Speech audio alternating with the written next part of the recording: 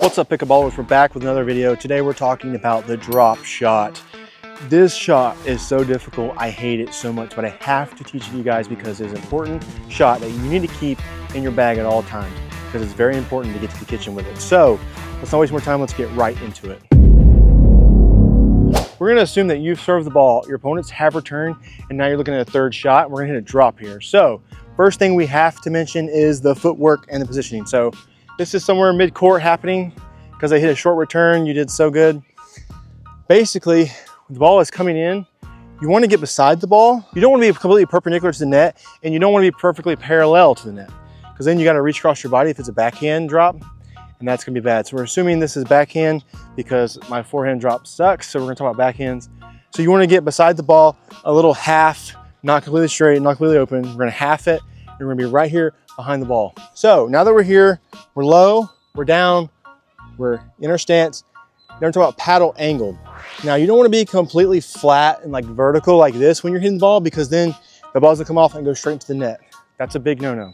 And you don't want to be obviously like straight up like this too much because the higher up you go, the higher the ball's gonna go up and it's probably gonna pop up and then you're gonna get crushed. So you want to be, again, a little bit half, enough to get it over the net, but not too high to get killed.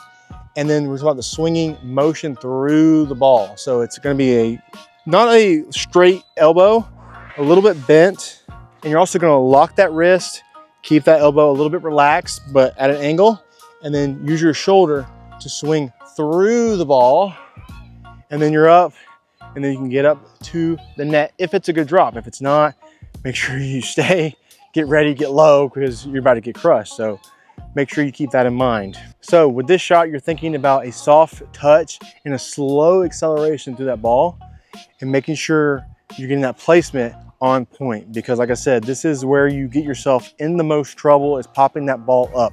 So placement is very important. If you hit it too hard, it's gonna go too long. So you gotta make sure you have that perfect slow acceleration through the ball, just enough to get it over that net and get it drop in just right. So I'm gonna demonstrate for you guys a drop and hopefully it goes well for me. Ooh. Boom. That's it.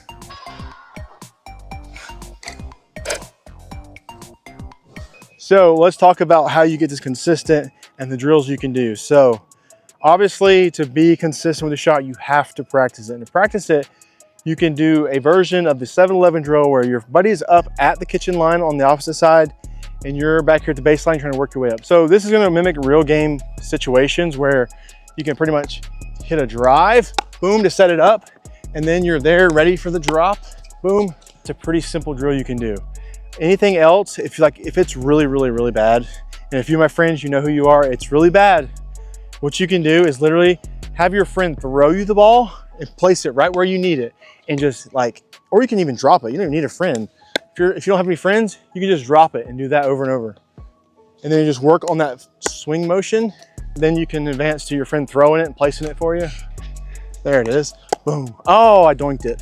So then for all my beginners out there, if you get that down, then you can go to the 7-11 type drill because that's a little bit more advanced and a little bit more fast paced. So there you have it. Those are the tips and steps that I have for you to master that drop shot. This is gonna take a lot of practice. I still myself do not have this perfect yet. So make sure you're practicing this before you go in my comments and flame me for how bad this instructional video was. But thank you guys so much for all of you who have subscribed. If you love pickleball, please consider subscribing. It's the holiday season, save some money on some gear in the links below. And we will see you guys next Friday.